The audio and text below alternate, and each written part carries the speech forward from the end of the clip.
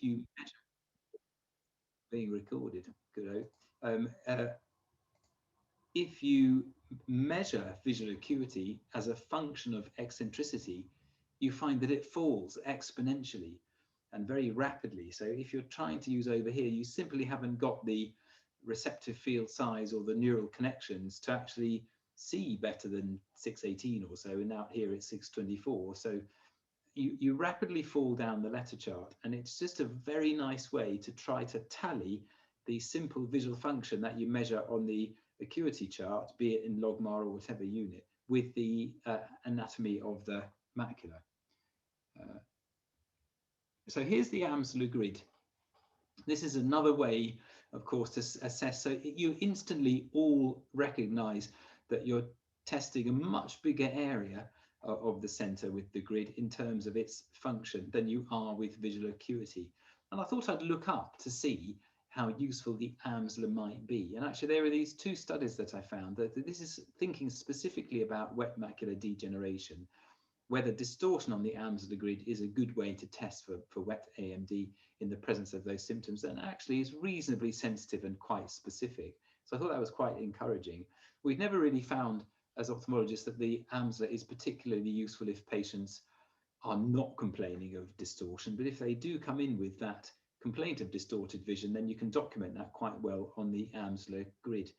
And this one, this study from 2005, compared the original grid, which is white lines on a black background, with what they call the modified grid, which is the one we more commonly see, which is black lines on a white background. But actually they found that this one was more sensitive at detecting problems. So if you're going to use the Amsler, it's probably best to use the original one with the dark background and the white lines. I haven't read that paper in great detail, so I can't tell you why. And I put this one in just for fun. Has anyone seen this before? Some of you will have done. This is just a gorgeous bit of living neurophysiology. It'll drive you nuts and give you migraines, I suppose, in a second, but it's called the scintillating grid illusion. And as you look around, you can see these little dark spots flickering and flashing at those white circles.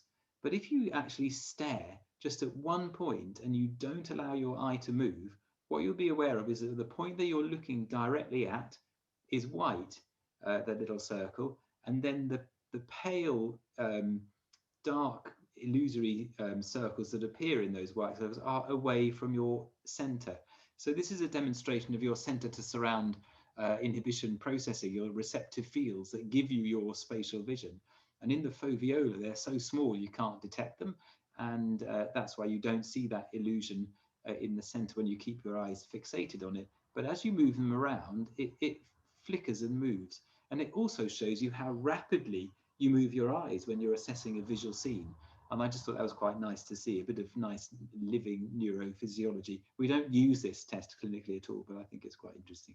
Just thought you might like to see that. Better move on before somebody goes crazy. Then with the anatomy, I'd say for assessing the macula, you really can't do it unless you dilate the pupil. You really can't see enough unless there's a very florid pathology there. But if you're worried about someone's macula, you kind of do have to dilate them, really. And then looking at the macula with a 90D or a superfield, you'll just miss things that you simply can't see because you don't see a magnified view. So I'd always advise using a 60 diopter lens or a 66 or possibly a 78, one of the higher magnification lenses. I have a 60 diopter lens that I've used for a long time, and the wonderful thing about that is that you can see the depth of the neurosensory retina. You can see if a patient has exudate, you can see that it's hovering slightly above the RPE, and you can see the level of hemorrhages and things. It takes a little bit of time to get your eye used to that, but it is actually a really nice way to look at the macula. And of course, then you have color photo, and some of you will have OCT and some of you won't. I'm not sure what proportion of optometrists have OCT. I think it's becoming more and more likely that you do, but I'm not sure whether everybody has an OCT. Do you have a It is becoming increasingly so in community. We're very fortunate that a lot of practices in the area do have OCT. Yeah, it's a fabulous tool as long as you know what to look for and what you're looking at.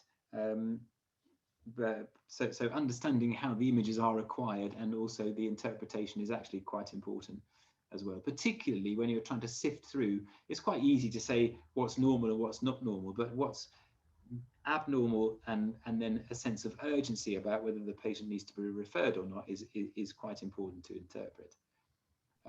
So the question about macular disease is, well, so we've gone through a little bit about how you're going to assess the eye, but then, well, which one? You know, here is a picture of a grainy picture of volume 2 of the Stereoscopic Atlas of Macular Diseases by Donald Gass.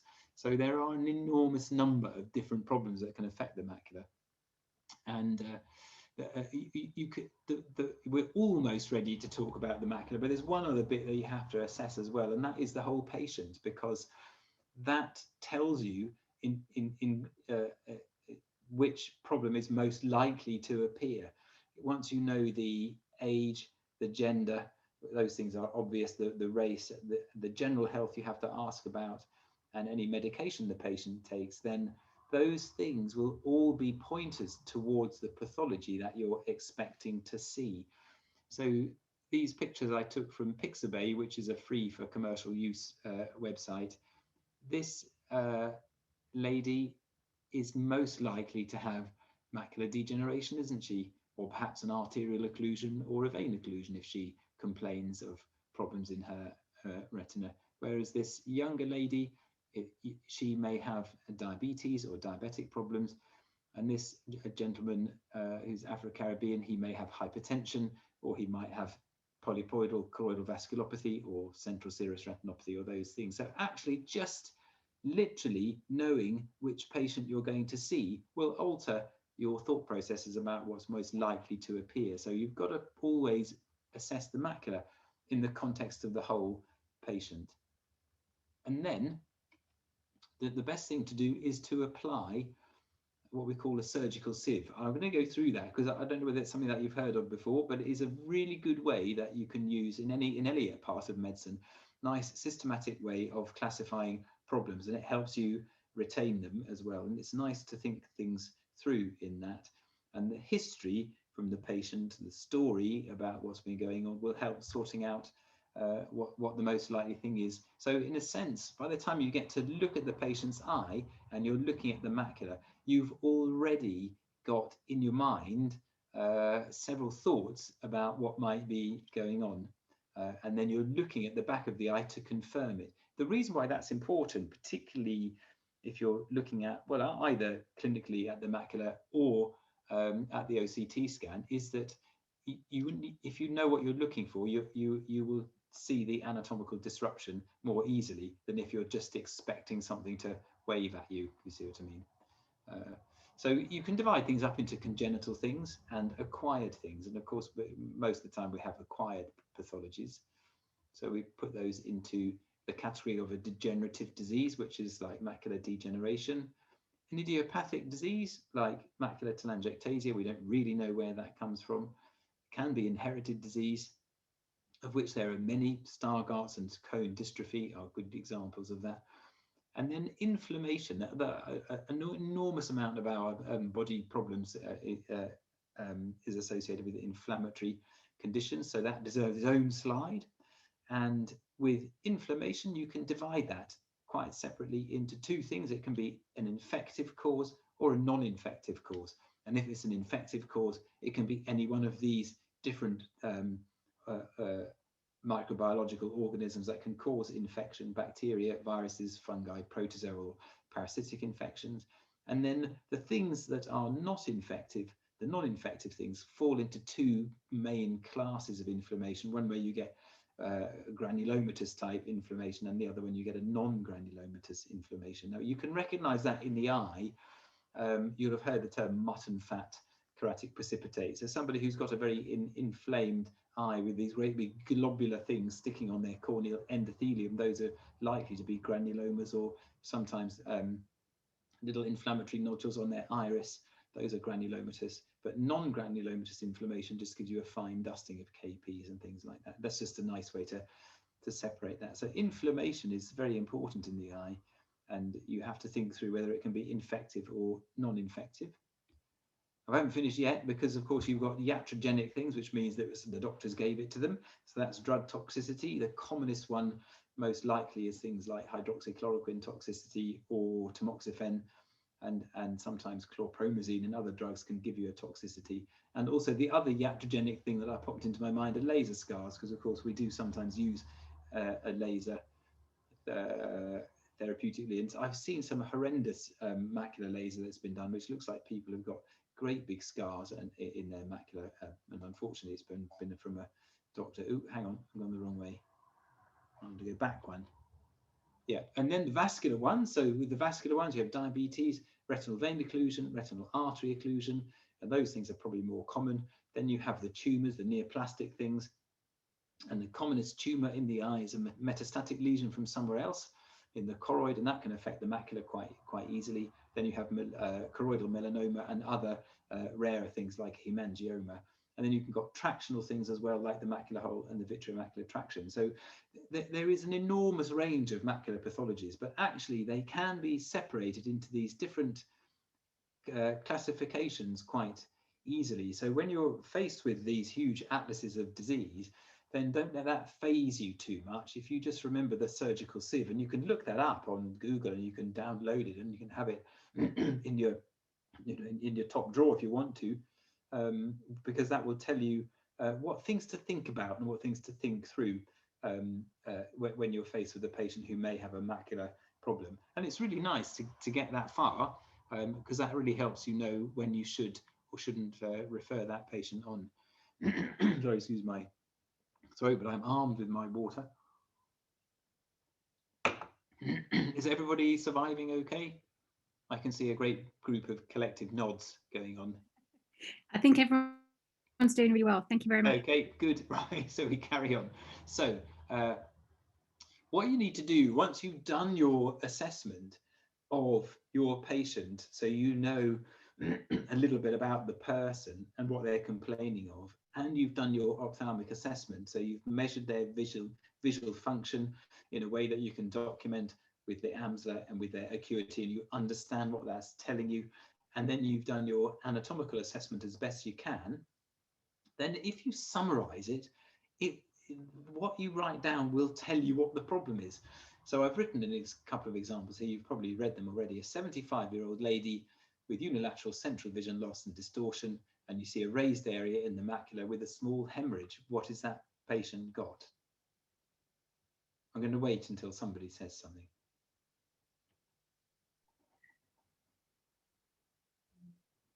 Right.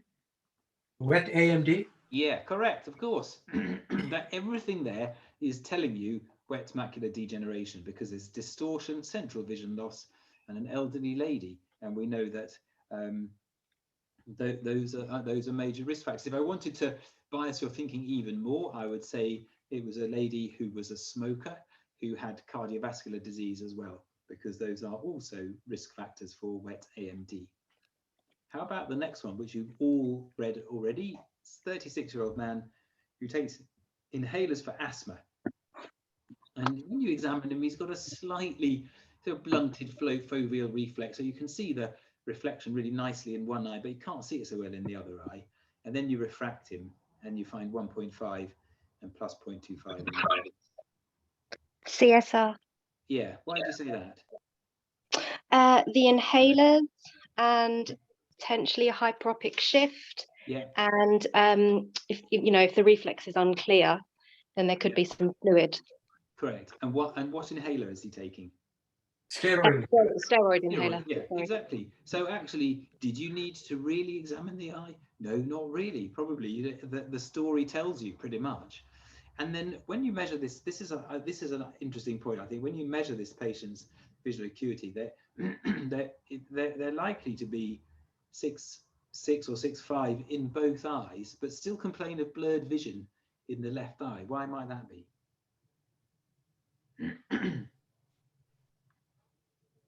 It's probably the uncorrected at the time, with the hyperopic shift. Yeah, but keep going. Because if he has if he uses his eyes together, the right eye is going to be clearer than the left eye, isn't it? So he's going to complain of a little bit of blurred vision in his left eye. But when you measure the visual acuity, you cover up one eye. So then you can cover up the right eye, and then he'll accommodate by his 1.5 probably.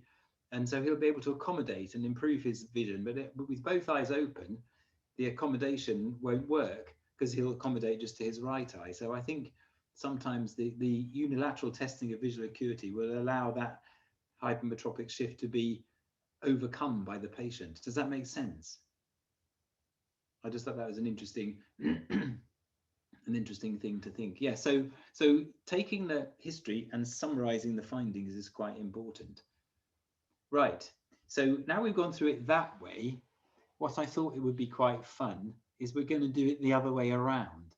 So what I'm going to do now is I'm just going to show you some pictures.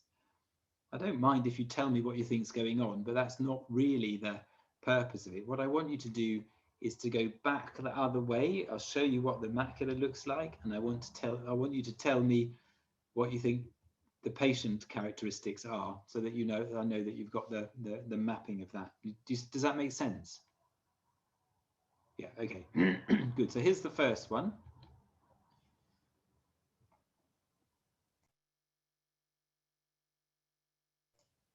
Anyone like to volunteer what they think, who the patient is?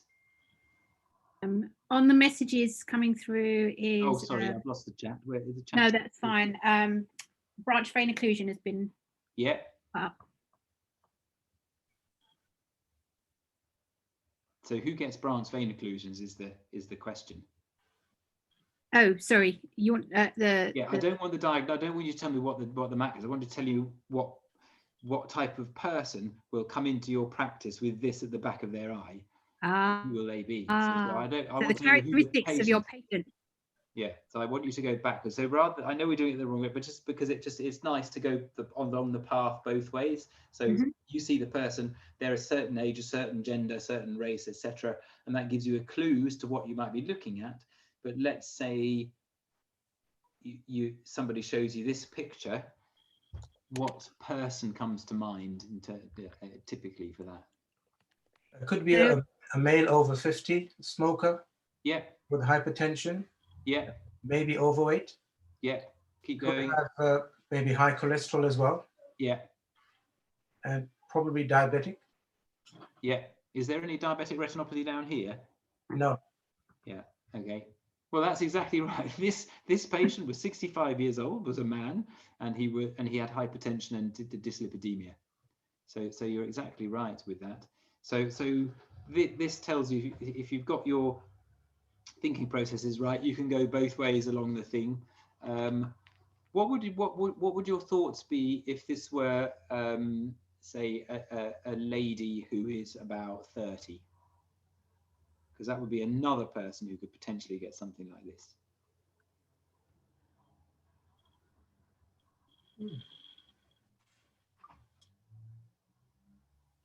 Because what I've done is I've taken away, saying a 30-year-old lady isn't usually not a heavy smoker with hypertension and dyslipidemia and diabetes and being over. That's not the usual characteristic, is it? So if you have a younger patient who doesn't fit that sort of category, you've got to think about something else that might cause it. Anyone, any thoughts about that? Taking the pill? Say it again. Taking the pill. Yeah, oral contraceptive pill, exactly right. Anything else? Pregnancy? Yeah, pregnancy, very important. Sorry, that's all I have for the moment. Okay, that's all right. Well, actually, pregnancy is quite interesting because this patient could also have had several pregnancies, but had multiple miscarriages as well. Because the other thing you need to think of is whether they've got a clotting problem, a blood clotting problem, because young people don't get problems usually with their blood clotting off and vein occlusions, but actually younger people can present to the ophthalmologist or to the optometrist with a manifestation of a problem with their clotting system, and that for young women can be an autoimmune condition where you get things called antiphospholipid antibodies, and they have this funny problem because they cause the placenta to degrade through multiple clots in there, you get recurrent miscarriages. So sometimes a lady who's had recurrent miscarriages and has also had a previous deep vein thrombosis in the back of their leg after an aeroplane flight or something like that, and then presents with this, you've got to think very hard about whether they need to see a hematologist to get their clotting looked into. So somebody who falls outside the standard category, you do investigate further. So I think that's quite an interesting picture. I'm going to move on to the next one, although actually it's the same eye of the same patient. What do you think of that picture? We're not asking you, but we know this is the 65-year-old man who has hypertension and dyslipidemia, so not so much asking about that. I just want you to tell me about the picture. So tell me what's changed. Do you want to see the previous one again? That's the previous one. And this one is taken about 5 or 6 months later, 4 months later. You can see some possible macular edema. Why do you say macular edema? Well, the reflex is not quite clear in the center. Yeah, you can say that. It's good. I find that hard to know about it with the 2D photo, but you can see. So yeah, keep going. What else can you see? It looks like he's got some sort of implant in there. Yes. Possible a steroid implant, dexamethasone. Yeah, correct. Can you see that, everybody? Down the bottom is this enormous white blob, which is out of focus. So that tells you it's in front of the plane of the retina. And also, if you look carefully, my mouse appears, you can see there's a shadow from it as well. So that's the Ozurdex implant that's been put inside this patient's eye, which tells you they had macular edema, because that's the treatment for that. And you can see the hemorrhages are getting less. But it's quite remarkable. Quite a lot of people actually don't even see this because you just ignore it as like an artifact. Because none of us have mentioned this arc here, because that's just an artifact, isn't it? So we've all not even bothered to register that bit. But this bit is the therapeutic agent. I thought it was nice to see, because you don't often see it so well. Okay, let's have a look at this next one. Oops, sorry, hang on. What can you see going on here? This is the left eye and the right eye of the same patient taken on the same day. But I want you to tell me about the patient, not about necessarily their eyes, but once you've had a look just at those two scans, tell me about the patient as well.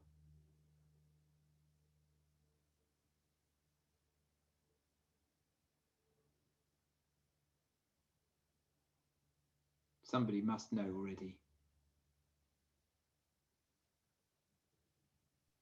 So diabetic is coming up on the chat. Okay, keep going. No one else has put anything else in. Okay. Oh, so, elderly man, diabetic. Yeah. It's so, always the men, sorry to say. If we have a look, so these are cuts through the macula. You've got to look for this central area and this area. Well, that's all highly abnormal, isn't it? Both of them. So let's look away from there to begin with, to look for a bit that we can pin our little hook onto to say, yeah, that's the normal bit. So this bit looks relatively normal because there you can recognize the nerve fiber layer, and there it begins to go down into the optic disc, and it's the same on the other side, so that they're orientated correctly. And you can see the different layers. You can see the sclera.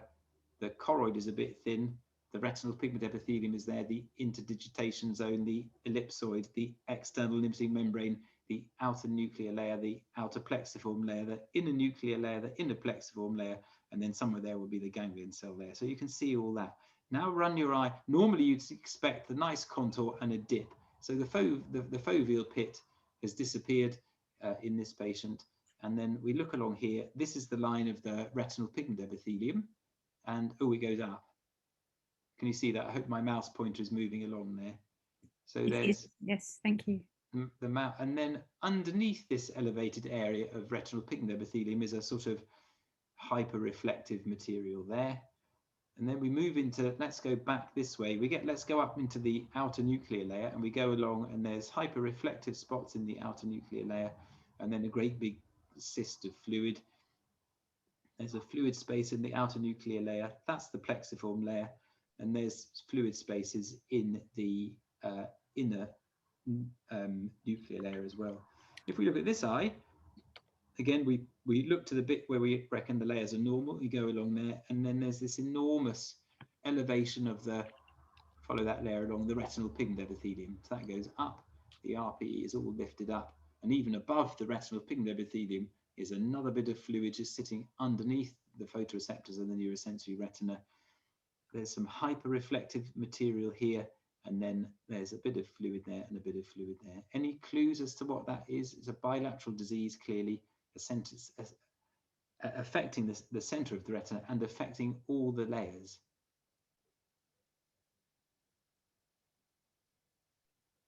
Has anyone, I can't see the chat at the minute. Sorry, Nigel, Mr. Davies, I would just put through, one of the optometrists said ARMD. Yeah, wet or dry? Wet. Yeah, bilateral wet age-related macular degeneration. So this patient will have quite significantly reduced vision because the center of their fovea is very badly disrupted, and same on this side, and they will have distortion because of the elevation. This has probably been going on for quite a few weeks or months, so that patient needs to come to see us. But so the typical patient, however, is the. Mr. Davies, can I just interrupt? Sorry, yeah. Just one other optometrist put in CMO as well. Oh yeah, so this is what's really nice about that is that you need the history, because you haven't got that information. So the first thought about, is it diabetes? Well, you'd think about diabetic maculopathy if the patient were diabetic. You'd think about cystoid macular edema if the patient had recent cataract surgery, for example, or vitreoretinal surgery or glaucoma surgery, or if they had a history of uveitis. But you haven't got any of that information. But the OCT appearance of both diabetic maculopathy and cystoid macular edema is quite different. The thing that's very important is to spot the elevation of the retinal pigment epithelial layer here, because that is the site of the problem, and here is the pigment epithelial detachment. So it's this deep pathology that gives you the clue that it's wet AMD.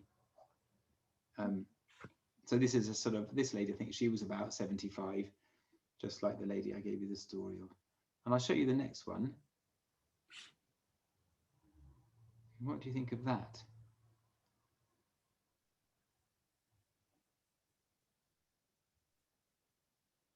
The chat's a little bit quiet at the minute. Yeah, that's okay. That's because people are thinking or preparing dinner, either one. So somebody has put vein occlusion. Yeah. It's like vein occlusion causing CMO question mark. Yeah. Who said something then? Bilateral VMT. There is, you're quite right. So basically here you can see this little arc of the posterior hyaloid inserting into the fovea there, and then going up again there and pulling on this bit and leaving that little central space there. And it's the same in this eye, like that. So that is a bit of vitreomacular traction pulling up on the foveola, just lifting it up. You can see, however, the choroid is quite thin. The reflectivity of the ellipsoid here is not quite right. And underneath there are some elevations of the retinal pigment epithelium with a little bit of drusenoid deposit there and there, like that. So this isn't a vein occlusion, because a vein occlusion is a retinal pathology, and this pathology is underneath the retina as the retinal pigment epithelium. Let me show you.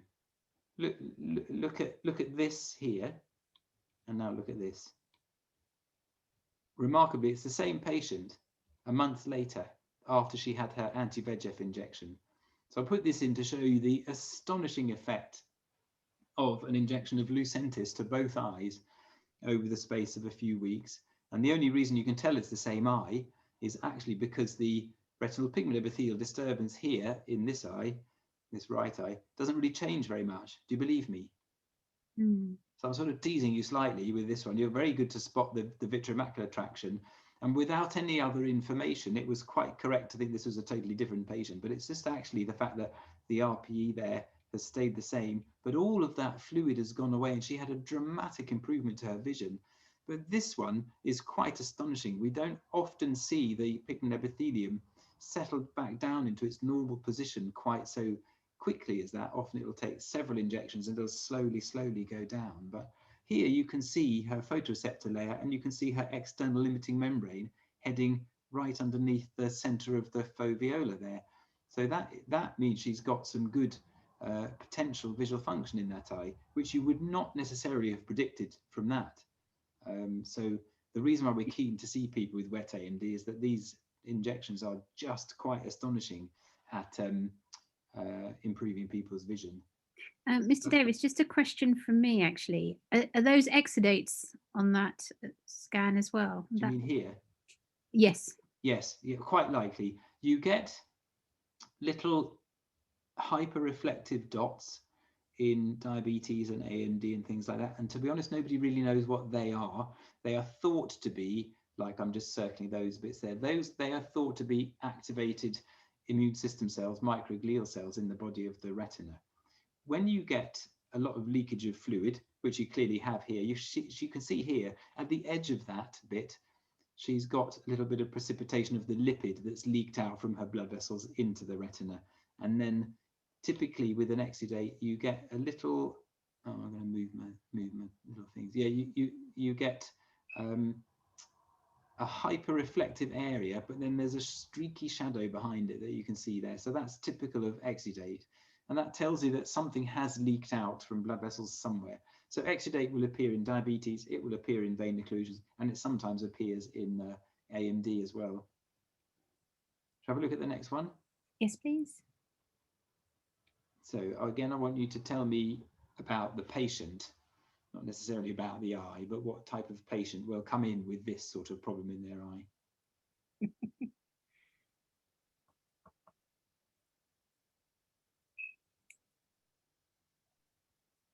So myope has come up.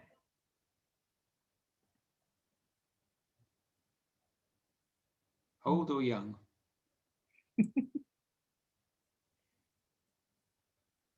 About 50? Yeah, could be. Actually, this patient was a bit older than that. And can you tell me the gender or not?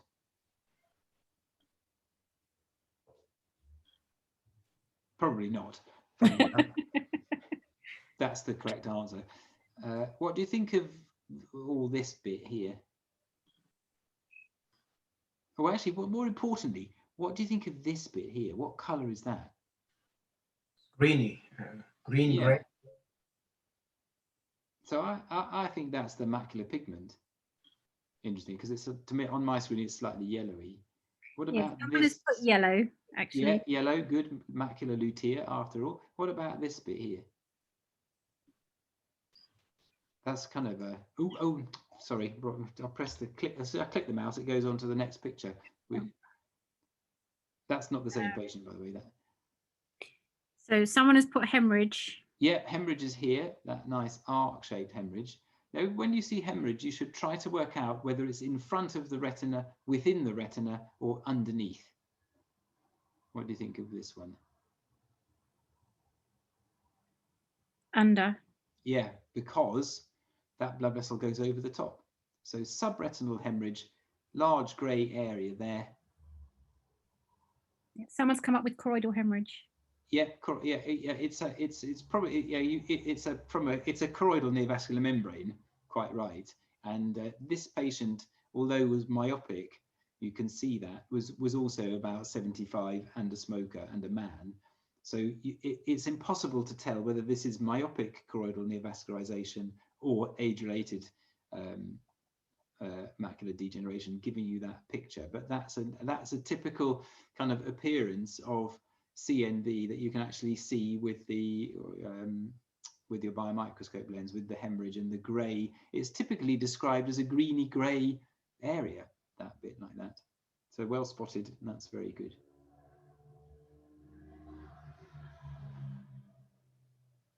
Oh yeah, this is a difficult one. So I'm sorry for this one. Tell me about, I'm going to reverse my thing. I want you to tell me about this first of all. What's that telling you? There's loads of information in there, but what's this bit telling you?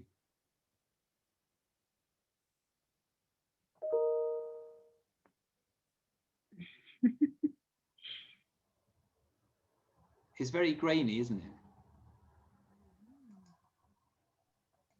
it? Oh, hello. So infiltrates in the vitreous. Mhm. Posterior uveitis has come up.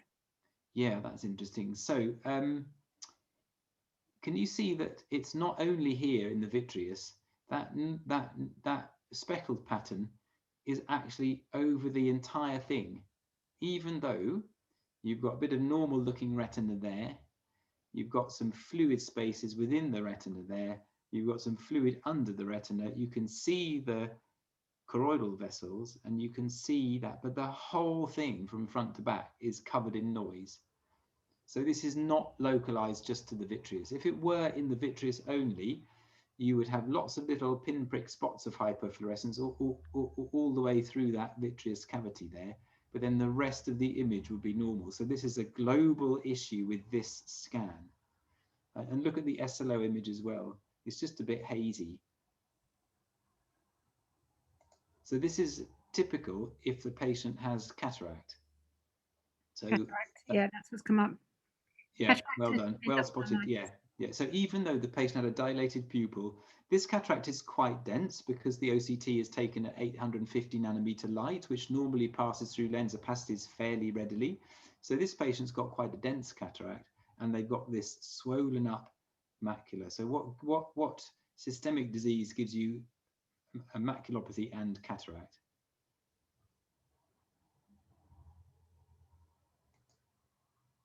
Diabetes? Yeah, diabetes, correct. Well done. So you get, and again, diabetes, and some has written also cystoid macular edema. Cystoid macular edema, this is cysts in the macula. So one way to describe it is cystoid macular edema, but we tend to reserve that term for the inflammatory causes, and we just call this diabetic macular edema. So this patient could be any age from, you've got to have diabetes for quite a long time to develop cataract and macular edema at this level. So any age from probably 30 to 75. And then the treatment is going to be, and it could be man or a lady, and it could be type 1 or type 2. You don't really know that information. So you can't describe too much about the patient, but you can tell me they've got cataract and diabetic macular edema. So what do? We inject the anti-VEGF agents. We do that repeatedly, month on month. And then we take the, lost the pointer again. Take the cataract out, just so that you do believe me. Look at that now. Look at that vessel there, and you can see how hazy it is. Once we've taken the cataract out, you can actually see that much better, and you can see that the vitreous is much clearer, and also you can see that the injections have really restored that foveal contour. And you've got here, what are these over here? We know already. Pavino, you're not allowed to say. Someone else has to say.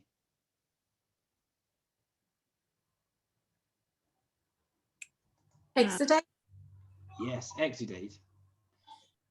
Somebody else wrote drusen. Drusen would appear underneath here, the retinal pigment epithelium. Down there, they'll be deeper. But exudate is the thing. You've got this hyper-reflective spot with a nice long streaky bit underneath there. And why is that there? Because in here, all of these cystic spaces are full of fluid from the bloodstream. And you know when you graze yourself or you cut your arm, and then it oozes this yellow sticky fluid, which then goes all crusty. Well, the yellow sticky fluid contains the clotting proteins, lots of water, and also the lipid component of the bloodstream. So when the so that's what these big cystic spaces contain, this rather sticky fluid. And when you inject the anti-VEGF agents, it improves the blood vessel function, and the retinal pigment epithelium sitting here pumps all the water away quite quickly, but what can't leave is the fatty bit. So it deposits itself like a sediment, if you like. So you always would see, after you've got rid of the edema, and you can see it here, you can see these scattered little exudative deposits. Those will be removed, but through the function of little macrophages that move through the retina and slowly get rid of it. So this is my crude analogies. It's a bit like when you've done roast chicken on and you put the pan in the sink and you get all the fat sort of coagulating at the edge. it's basically like that. It is a bit of a crude example. I ought to think of a better one. I think we're nearly finished, which is good. But have a look at this one. What do you think of this? Tell me about the patient with what the problem might be and what typically what the patient has.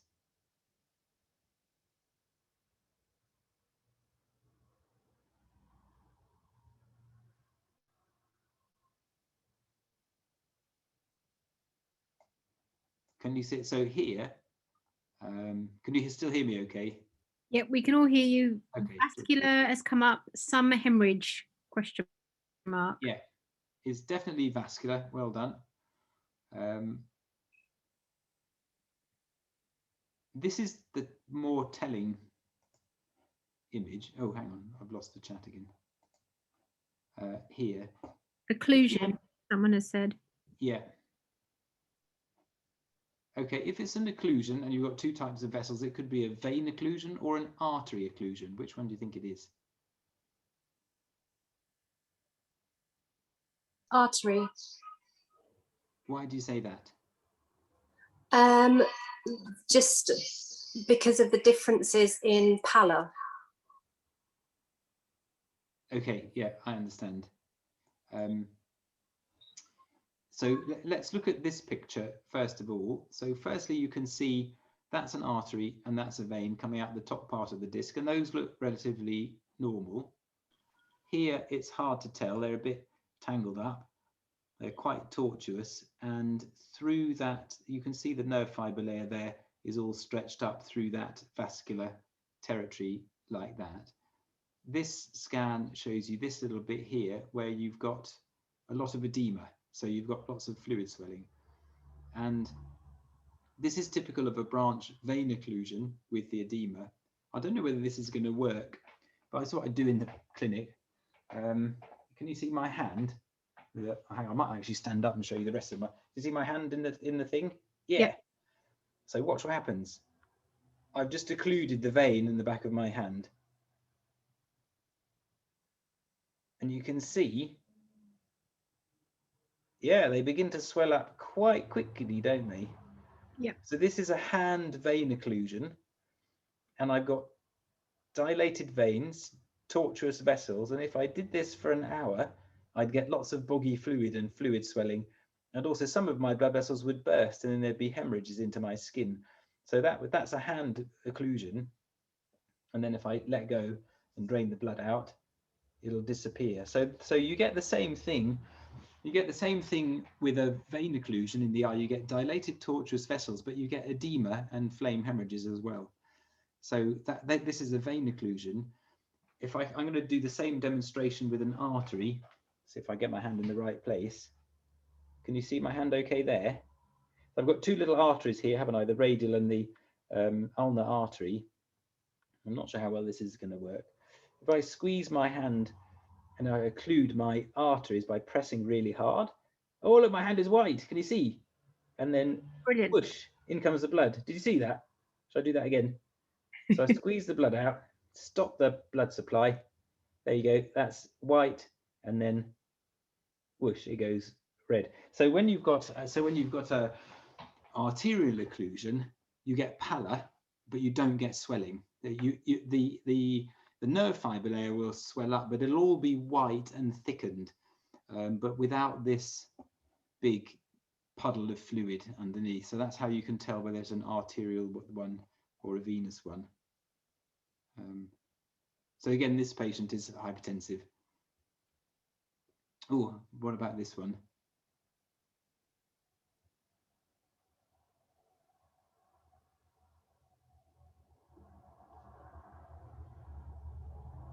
Diabetic. Yeah. Like a pre-retinal hemorrhage. Correct. With fibrosis. Yes. So this is, and where's the macula?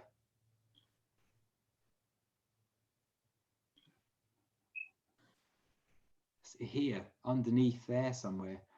So this has been, and also look at how dilated that blood vessel is there. Yeah, so it's NVD, I think, because I think the new vessel complex is here.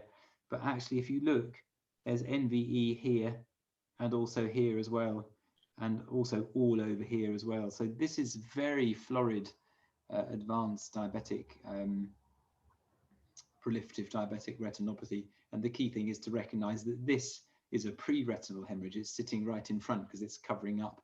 And also these blood vessels are all dilated because this whole area is ischemic, and the veins are desperately trying to supply the back of that person's eye. So this is so is this patient likely to have type 1 diabetes or type 2 diabetes?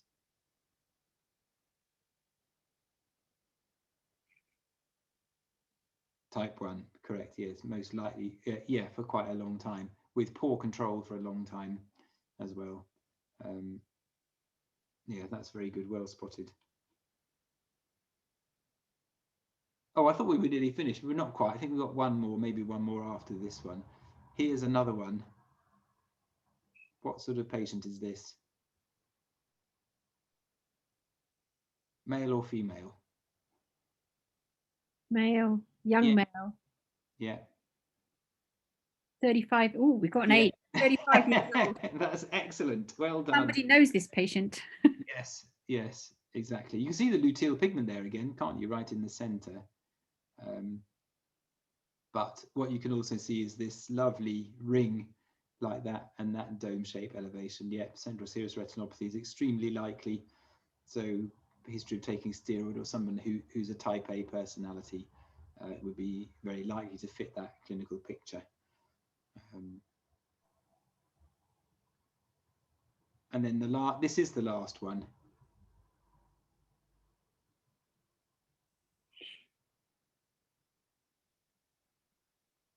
Can you tell me if this is a young patient or an elderly patient? Laws which also apply to Scotland and Wales come into effect in 4A. Myopic is one of the points that's got on here. Yes, the prescription. Old patient.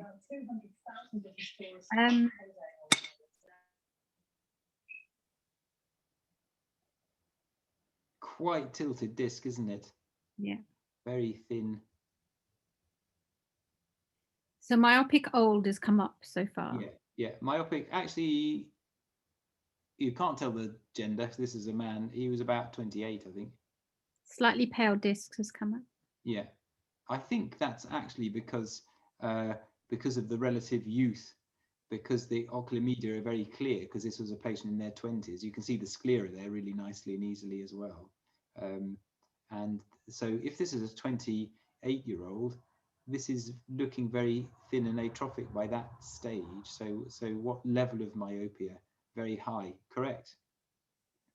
-14, I think. Can you see these little tiny little semicircular things? Those are artifacts. They're images of the flash lamp, which is a ring on the front of the camera. So it just shows you how difficult it was to get this photo because the eye was so big. But what else are we looking at that this patient would be coming with? Can you see anything else going on?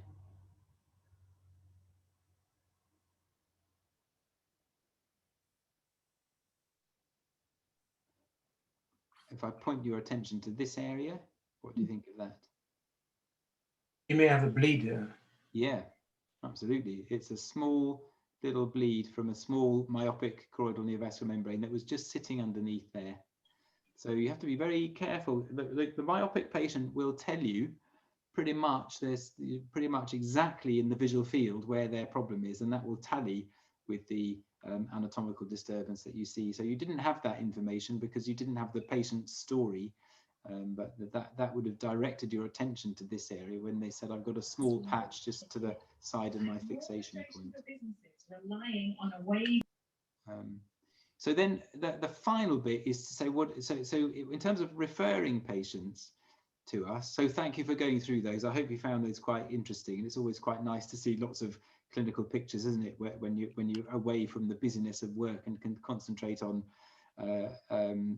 having a good thought processes.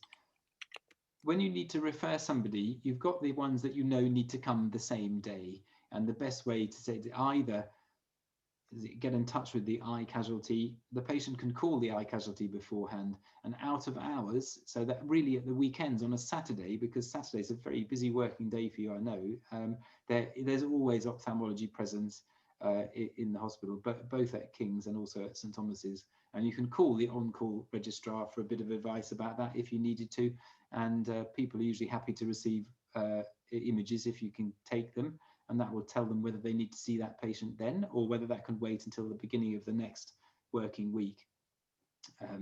And then with urgent referrals like acute wet AMD, although it's perfectly fine to send those patients to the eye casualty, we're never going to complain about that. The College of Ophthalmologists' recommendation is that they're seen and treated within 2 weeks. So you can refer them as urgent, and we would have slots available for people to come. But sometimes if you're worried about that, then always get in touch via the eye casualty and we could give you advice for there. And then I'd put pretty much everything else into a fairly routine referral category, really. Diabetic macular edema should be seen within 6 weeks of being referred. I would put anything that you think might need treatment into the emergency or urgent category, and that includes things like vein occlusions. Artery occlusions should go to the eye casualty because that's like a stroke, and we send them to the stroke team to get a proper workup done when we see a patient with a macular artery occlusion. Whereas with a vein occlusion, that's usually more related to systemic vascular disease that the patient knows about. Sorry, hang on. Already, like the hypertension, so they could have an urgent referral. But things that you want us to have a look at, like vitreomacular traction, epiretinal membranes, macular holes, those could all go to the vitreoretinal service as a routine referral, really. But remember that surgical sieve is really helpful for you, and the only way you get down that list properly to try to work out what's going on is actually by talking to your patient and finding out. And then the final thing I would just say is just always remember to be kind and thoughtful towards the patient, because when somebody's got a change in their central vision, they're very anxious anyway, and you're going to be the first person that they see. And then you're going to need to tell them they have a significant problem and they need the help of the eye doctors in the hospital, and that you're going to refer them on an urgent basis. And that's going to create an enormous amount of anxiety for them and the rest of their family when they tell them. So and you can't do anything about that. That is something that you just have to be ready to deliver that news to the patient, that they're going to have to come to the eye hospital, and expect that that will make them very anxious. When people are anxious, they don't remember things very clearly.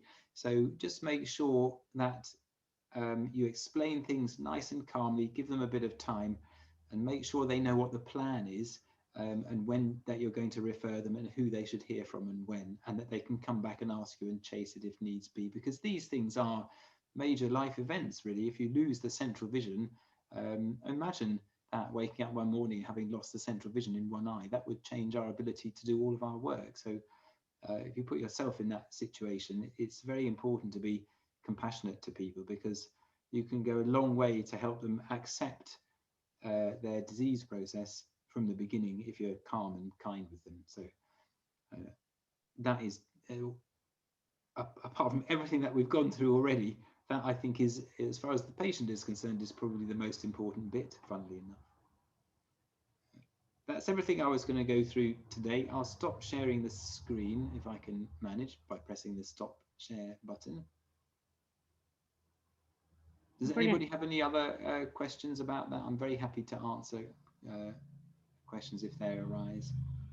No one has put a specific question up on the chat, but if you wanted to unmute yourselves and ask Mr. Davies a question directly, that'll be great. Mr. Davies? Yeah, sorry, go ahead. No, go on, please do, yeah. I did have a question. I actually just had a patient today with CSR who I monitored after a month. Yeah. And he got it 2 weeks after starting a steroid treatment for interstitial nephritis. Yeah. So I advised him it's basically because of the steroids. There was no other pathology there. His steroid dose has been reducing, but only slightly, from 30 to 25 milligrams. But it's significantly increased. Could I just share a screenshot if possible? Yeah. Sounds like we need to see him then. Liam, are you able to share? Yeah, I'm just doing that now while I'm trying. Yeah. So I don't know if I can see, if you can see. Yes. Fine. Yeah. He needs to be seen. So the underlying risk factor is the need to take the steroid. But if you have interstitial nephritis, that is very responsive to steroid, and your renal function collapses without it. So in this situation, what we don't like the foveal receptors to be away from the RPE for too long. So what we would do is we would do the fluorescein and the ICG angiography to identify where his leaky points are, and then probably laser them. So that's the only bit where there's like a PED in it as well? Yeah. Pigment epithelial detachments in the presence of central serous retinopathy are quite common. Quite normal, okay. Sometimes you find that the patient has developed a secondary choroidal neovascular membrane. So we would see that on the OCTA or on the angiography test, and then the treatment is different. Then the treatment is the anti-VEGF agent. But in the presence of the need to continue the steroid, it would be best to get on and treat that patient early rather than leave it. So yeah, do refer them. That would be fine. Yeah, perfect. Thanks. But I would do that on fairly urgently. Urgent, yeah. See them quite quickly and just do the investigation and treat them if possible. Yeah, that's fine. Thanks. Thanks for sharing that. That's very interesting. Thanks.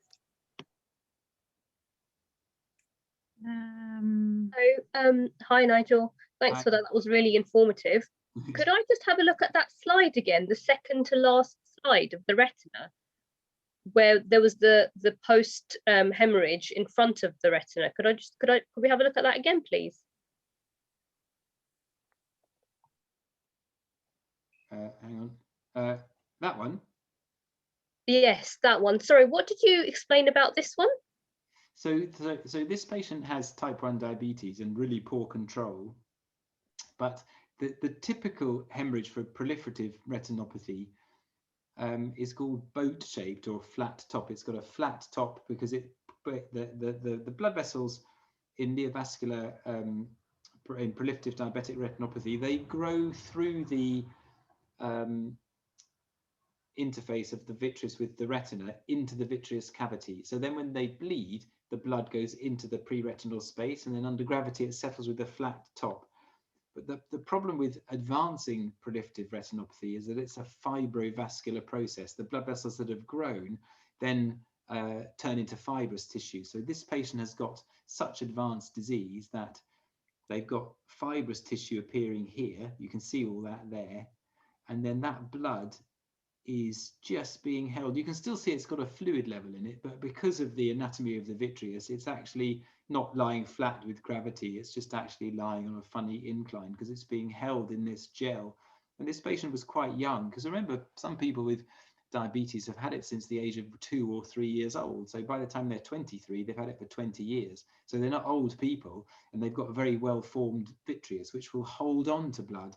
And so you get this slightly unusual distribution, but this is very florid there, and you can see the new vessels down here. I see. Thank you. Thank you for explaining that again. Yeah. Yes, it does. Thank you.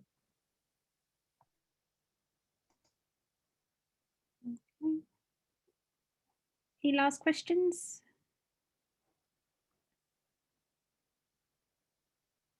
That's good. Sounds like we're okay, doesn't it? Sounds like it is. So just wanted to say to Mr. Davies, thank you very much for your lecture today. It was amazing and very informative. If any of my colleagues do come up with any questions, would it be possible to forward them your way? Of course, yes, no problem at all. Yeah, that's brilliant. Thank you very much for coming. A nice summer evening. Another couple of hours of light, so I hope you get out to enjoy it in some way and have a good night.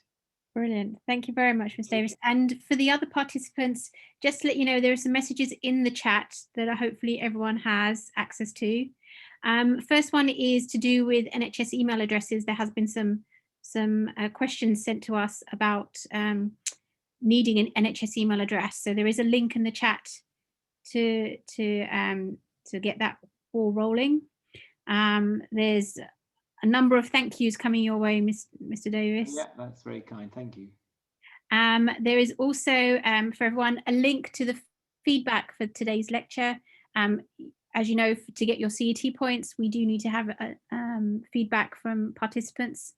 So if you wouldn't mind clicking on that link, I will also send it via email to people. One of them says, how do we ask me a question? You can email me, but I have a GSTT email address that Bhavina can give you. I'm happy to do that, no problem. Can I pop it on the chat, Mr. Davies? Yeah.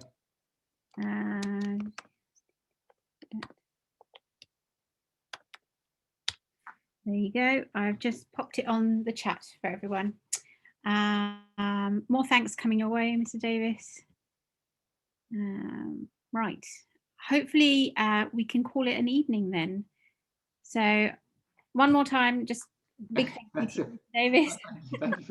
I am sure we will be knocking on your door for further education. And for all the other participants, if you have any subjects specific that you would like to learn more about, please do let us know. It's including anything to do with the macula or to do with the retina itself, Mr. Davies. I think we can broaden the subject matter to the entire retina. Okay, so calling it evening. Thank you. Thank you. Bye, people. Thank you.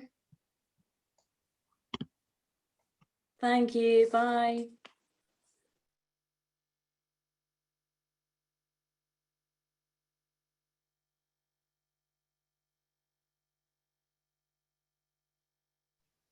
Jack, I can see you've got your hand up. Did you want to ask another question?